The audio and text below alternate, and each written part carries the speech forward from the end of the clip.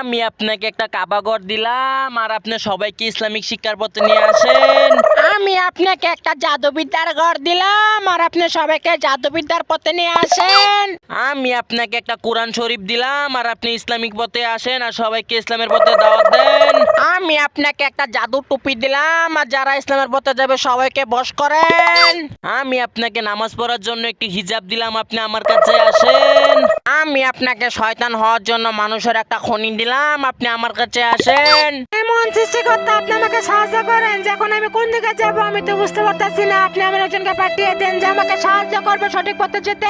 হ্যাঁ, আমি তোমাকে সাহায্য করতে পারি। তার আগে সবাই যখন এই ভিডিওতে লাইক করে, চ্যানেলটি সাবস্ক্রাইব করে, কমেন্টে আল্লাহু আকবার নামটি লিখবে। প্লিজ তোমরা সবাই ভিডিওতে লাইক করে, চ্যানেলটি সাবস্ক্রাইব করে, কমেন্ট করো।